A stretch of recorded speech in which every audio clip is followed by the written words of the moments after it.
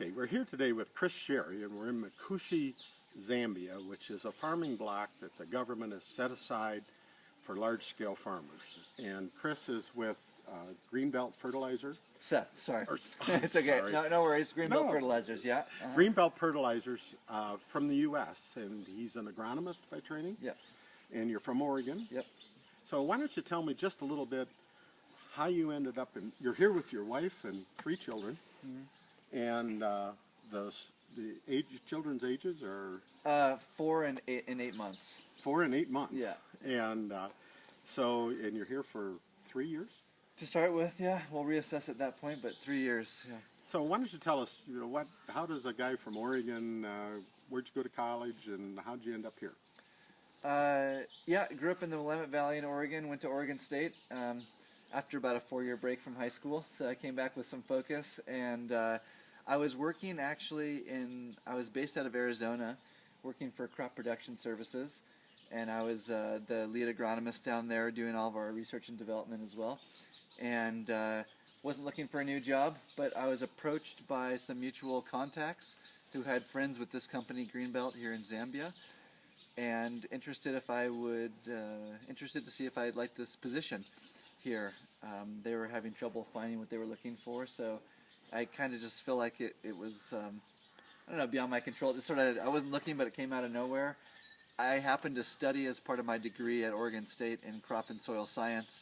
I studied small-scale ag development and policy in Africa. It was a real interest of mine, and so it seemed like a very good opportunity to kind of pursue my interests here.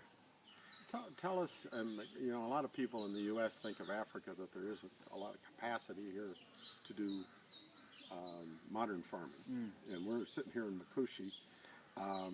Maybe tell us just a little bit about what you found when you came here for the farmers that are in Mkushi. Sure. Well, it's a remarkable place, to be frank. They're at a real nexus here of very modern farming techniques and applying fertilizer by hand on some occasions. So it's a really interesting place, but I've been extremely impressed, and I think that the word that I would use to describe Zambian agriculture is opportunity, endless opportunity.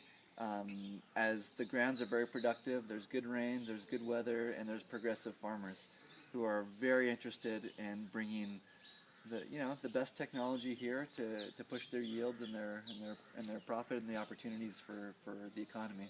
Sure. And what would you say average farm size is around here? Generally, in the big, there's big farmers and small scale farmers. Yeah, and mixed together. So for a large scale farm, guys have generally, I'd say, 3 to 4 pivots. I'm guessing is about average, and these are 100 hectare to 120 hectare pivots. So you're looking at 200 to 240 acre pivots basically, and then usually they have another probably 100 hectares of just dry land farming as well. And then you have intermediate farmers, which the National Farmers Union here classifies them as having at least 300 hectares of arable land. Not that they're necessarily producing that much land, but they've got at least 300. And then the small scale guys could have, a quarter of an acre up to maybe a couple, 4 or 5 acres, something like that. And Greenbelt's got you splitting your time about equally between small scale and bigger scale? Yeah, I spend as much time as I can on the small scale side.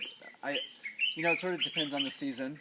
Right now, the rain-fed season, we have a large focus on the small scale side, and that's been really exciting to work with. There's been very little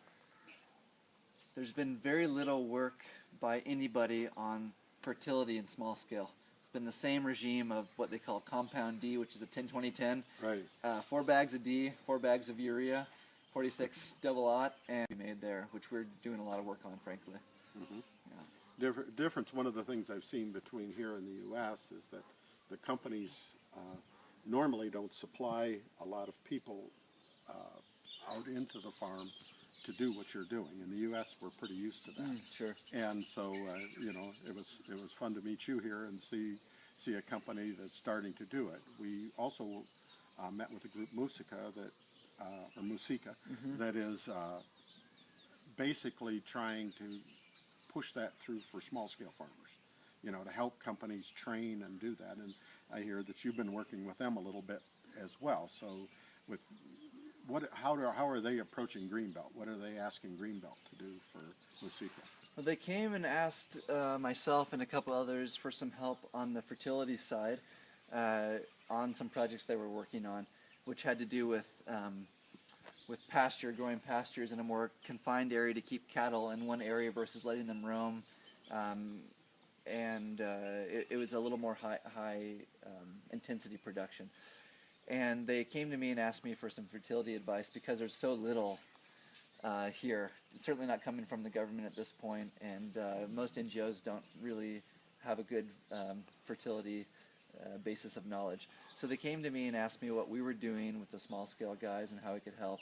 And we've this year worked on some blends that are a similar cost to this 10-20-10 I was talking about, but include some high efficiency coated products and micronutrients as well, which work real well on the pasture side. These coated nitrogens in particular, coated urea, so you get less loss to volatilization and things like that, and leaching. So I was able to help them out on that.